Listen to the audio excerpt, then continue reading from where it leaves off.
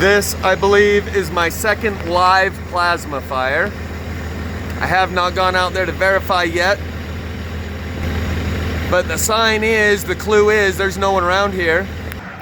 The clue is, there's no one around here. 3 separate fires had only been burning for approximately 2 minutes when I spotted this.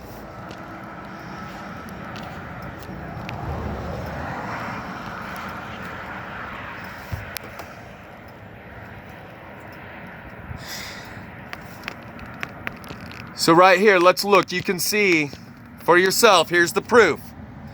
This one in the foreground has lots of unburned in between it and the other fire over in the background. Lots of unburned weeds here in between the two. You can see 1, 2, 3 points of smoke, possibly a 4th over here.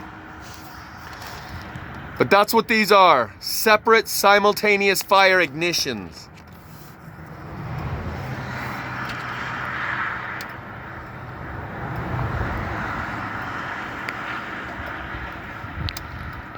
And see the straight line? I don't know if this is gonna pick it up or not. I can't see a damn thing. See the straight line? That's the smoke. That's the fire smoke that has taken on a straight line. The other way you know it had only been burning a couple of minutes is by the smoke cloud. The smoke cloud had only gotten this high.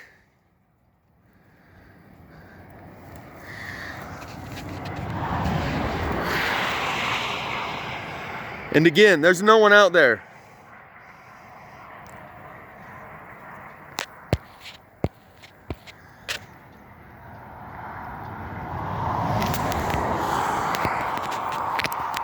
And the fact that it's made this straight line, I hope it's picking that up, because I cannot see. But you see that straight line that it's created using the smoke itself? See if we can't duck in here out of that.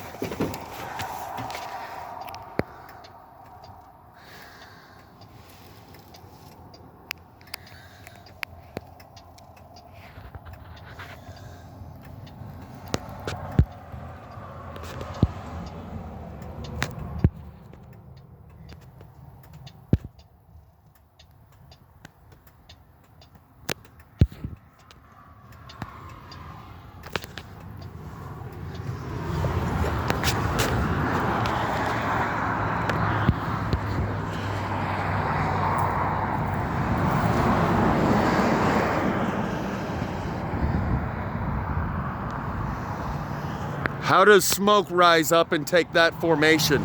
Normally when people see those straight lines, they assume, oh, chemtrail, it's in a straight line because the plane flew in a straight line and laid it down like that.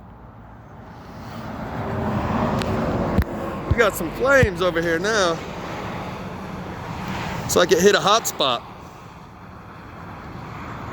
And you can see the smoking right over here, completely separate from the fire over here.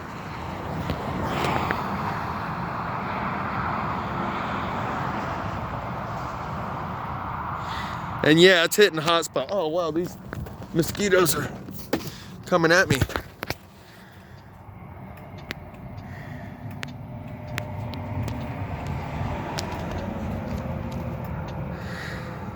You see how it hit a hot spot right there? And it's got a much thicker plume going up now. It did that once during the initial video that I had on portrait mode of the camera before I flipped it around and started the second video where it sent up a big thick plume like this, much thicker than anything above it.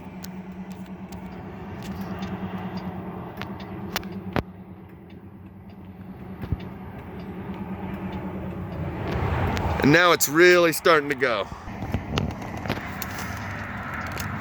And fire doesn't surge like that. With the breeze, what it is, a 5-mile-an-hour breeze, and the ground cover being what it is, consistently across the ground, surges like that would not happen.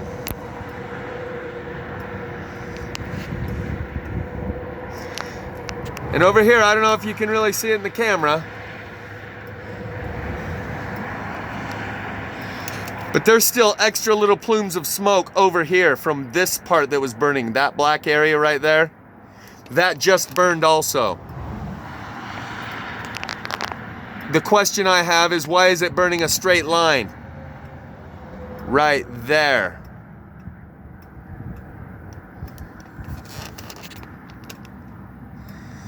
Smart fires with GPS, is that what it is? Underground fiber optics and electrical conduits or something? Notice the difference between the white smoke and the brown smoke. Not sure what that indicates yet. But you can also see this foreground area is lighting back up right there.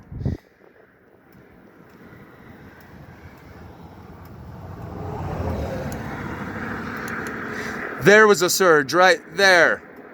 How do you get these surges when the ground cover is even? There's about 6 to 12 inches of foliage on the ground. So if I get a good chance, I'm gonna come back through here and look at the aftermath.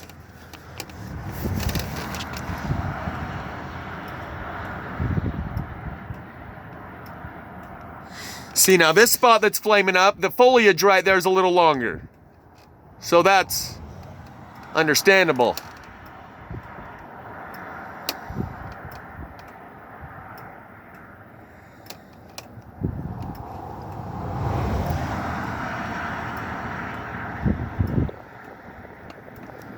Over here you see two separate fires, one there in the foreground and one a little bit further behind it, completely separate from this. Just to the left of this smoke above my finger, there's another one there, and then just down from there in the foreground.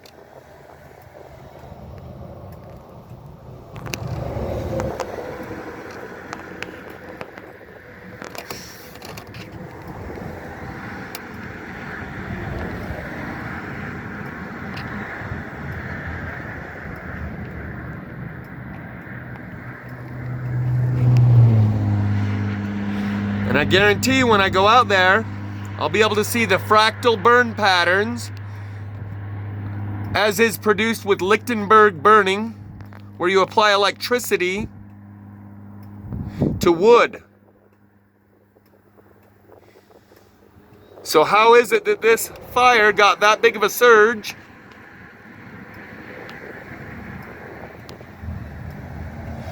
When the wind is moving consistently at 5 miles an hour, and the amount of fuel that it has to burn is consistent across the ground, evenly distributed.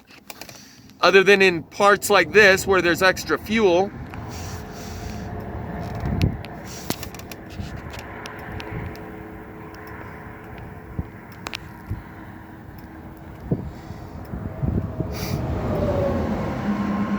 So it's certain, 100% certain, that when I first started filming this fire, it had started within minutes, like 2 minutes or less, 5 at the most, of when I first started filming it.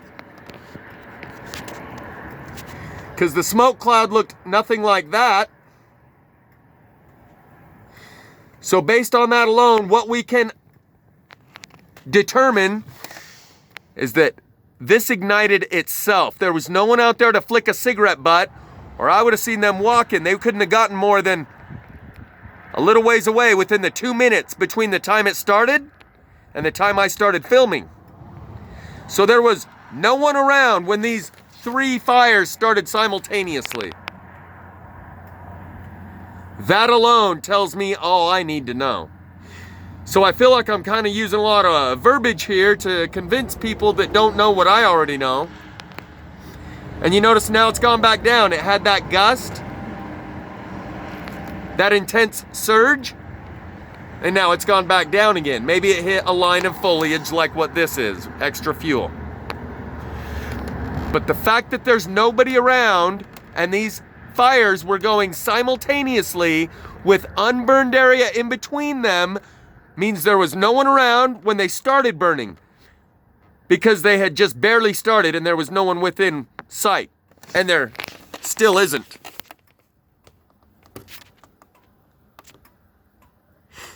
So no one was around when these started. That much is able to be determined by the smoke cloud and the burn area.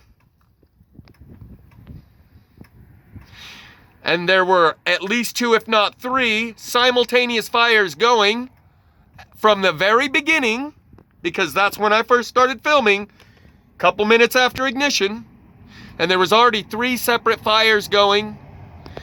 And in this burn area over here, I can see the unburned spots within the burn area. That's one of the indicators. That actually seemed to help, like, the lighting.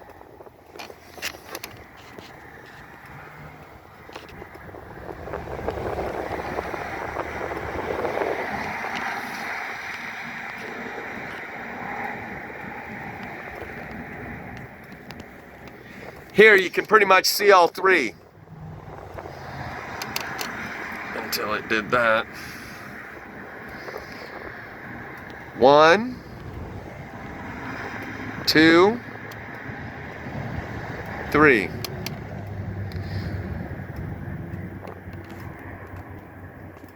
But that is separate from the burning that was happening over here in this black area. And you can see the unburned area between that blackened area and this blackened area. And that one had smoldering going on at the same time as this one, with all the unburned in between. Unless a farmer had his controlled burn set on a remote control timer. Yeah, he put some incendiary devices out there. That way, you know, he could, just from his iPhone.